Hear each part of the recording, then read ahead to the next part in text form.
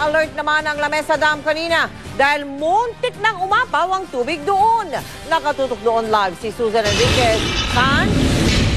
May halaga sa mga oras to'y nananatili sa red alert status ang water level dito sa Lamesa Dam matapos na ito ay umabot sa 79.80 meters ang water elevation kaninang alas 10 ng umaga.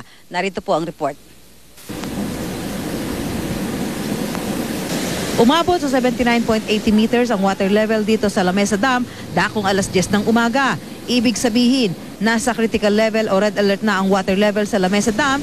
Ilang metro na lang aabot na ito sa spilling level na 80.15 meters. Medyo mabigat po yung ulan na naranasan natin simula pa kagabi hanggang kaninang madaling araw. Kung kaya ang level ng Lamesa ay tumaas ng halos 45 centimeters. Sakaling umapaw ang Lamesa Dam, kailangang i-alerto ang mga nakatira sa mga lugar na nadaraanan ng Tulyahan River.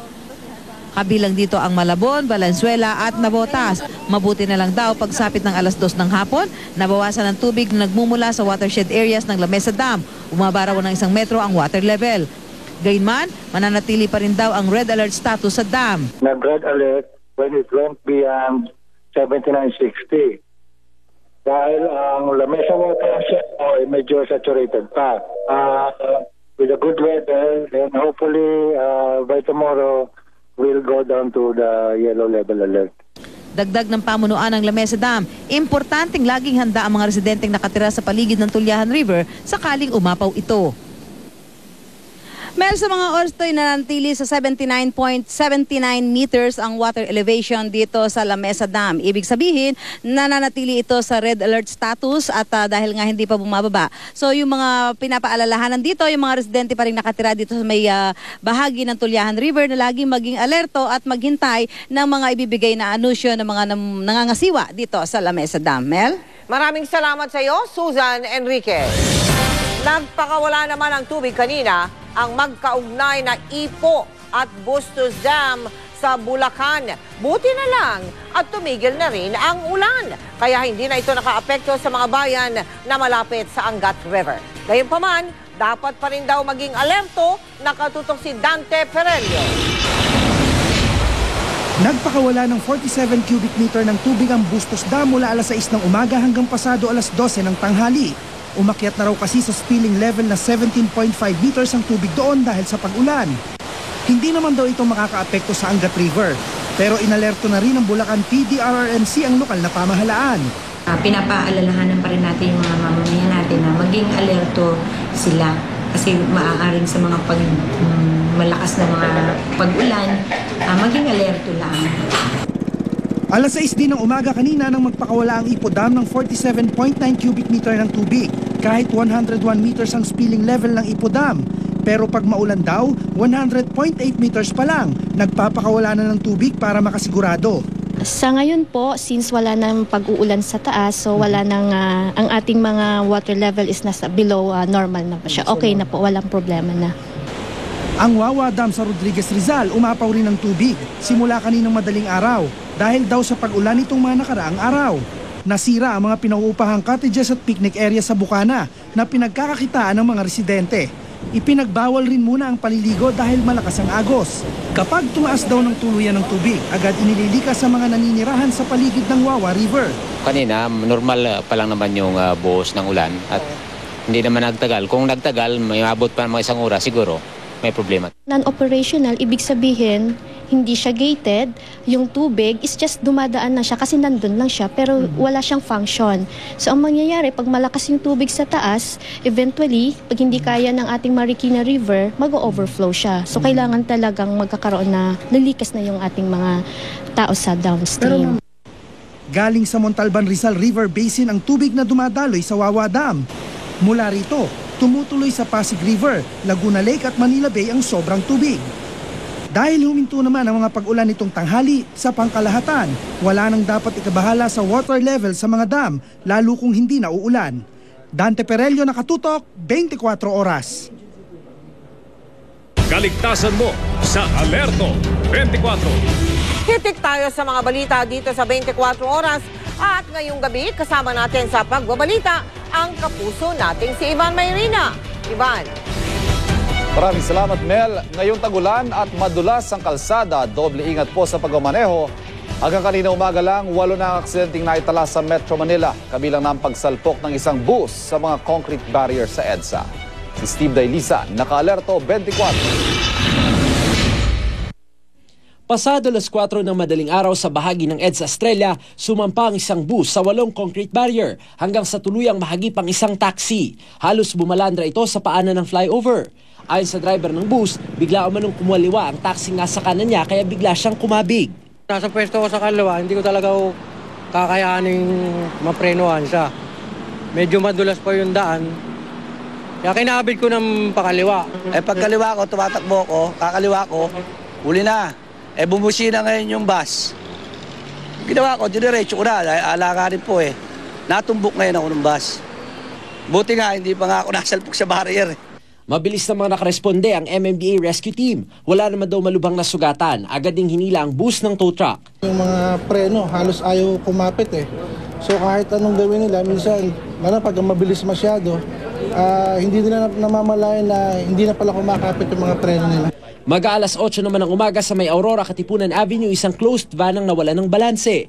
Nakalas ang 2 gulong sa unahan, pati ang giyan nito. Mabuti na lang at nakaiwas sa mga nakasunod na sasakyan. Naiwan itong nakahambalang sa kalsada at natagalan bago maialis. Kailangan mo nang i-unload yung laman nito at i-transfer sa isang sasakyan para mahila itong mga truck nito.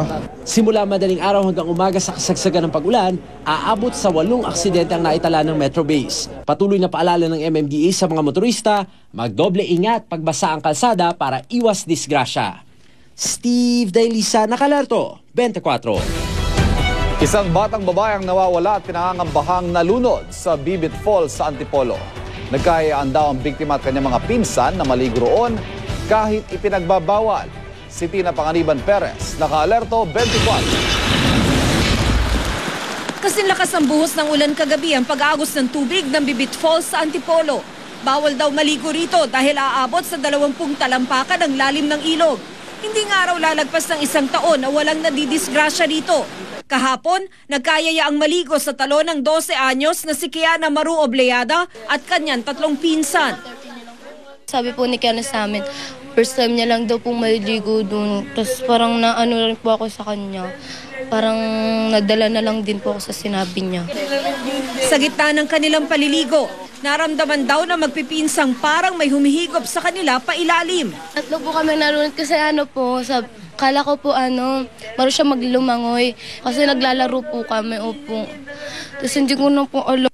Nailigtas ang taong bayan ng mga pinsan ng biktima. Kumapit pa raw si Kiana sa katawan ng pinsan niyang si Reynaldo, kaya nagasgasan ang katawan nito. Po kasi may tumutulong sa amin, mga bata lang po siya. Mga kasing edad lang po namin. Siguro po hindi nila nakaya si Kiana po. Ang mga kaanak ng biktima, naghihinagpi sa sinapit ni Kiana. May dumating yung mga nauna nagpunta roon na inakap ako na umiiyak ko. Bakit? Tumawag ka na ng rescue, si Kiana. Alulod.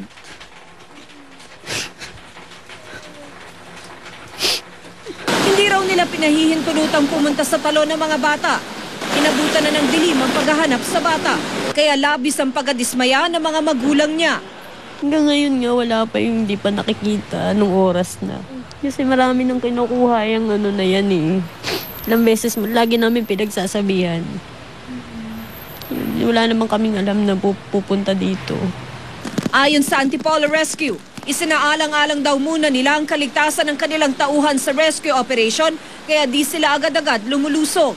Nahihirapan tayong retrieve yung bata. Una, masyadong malakas yung ulan na nagiging sanhi ng pagtaas nitong level ng tubig ng ilog.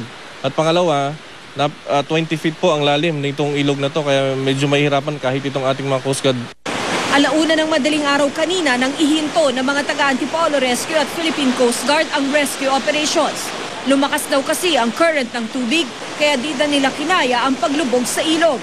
Paalala ng barangay chairman ng barangay Mayamot sa Antipolo, mahigpit nilang pinagbabawalan ang paliligo sa Bibit Falls. Bawal nga po, ma'am. Kaya lang, siyempre yung mga kabataan, hindi naman namin, sa lahat ng oras, hindi namin mabantayan sila. Pero lalo na nga po, nilagyan namin ng mga patalastas dyan na bawal nga dyan, ay tinatanggal po nila. Tina Panganiban Perez, Nakaalerto, 24. I am ready. Serbisyong totoo ng GMA News. Hindi pa man nakakalabas ng Philippine Area of Responsibility ang bagyong Butchoy, may bagong bagyo na namang nagbabanta. Alamin natin ang iba pang detalye mula sa batikan sa larangan ng pagtataya ng panahon ang resident meteorologist ng GMA, si Ginoong Nathaniel Cruz. Mang Tani. Mel, humina na nga kumpara kaninang umaga ang sentro ng bagyong si Butchoy at dito sa ating satellite imagery, ito yung sentro ni Butchoy at inaasahan nga na ito ay lalabas na ng ating Philippine Area of Responsibility mamayang gabi. Pero meron pa rin tayong isang bagyong binabantayan at ito naman ay ang Tropical Storm Talim. Ito yung kanyang international name, Mel. Hindi pa ito pumapasok sa ating par pero pag pumasok ito, ang magiging pangalan nito ay Karina. At ito ang ikatlong bagyo ngayong taong ito. Inaasahan na papasok ito sa Miyerkules ng umaga kung hindi po magbabago yung kanyang direksyon at bilis. Ayon sa Pag-asa, namataan ang sentro ng bagyong si Butchoy sa layong 150 kilometro dito sa may hilagang silangan ng Basco, Batanes. Taglay nito ang lakas ng hangin na umaabot ng 150 kilometro bawat oras malapit sa gitna at bugso na umaabot naman ng 185 kilometers per hour. Patuloy itong kumikilos hilagang silangan. Mel, ito ay papalayo na ng ating bansa. Ang bilis nito, napakabilis nito, 30 kilometro kada oras papunta ng bansang Hapon.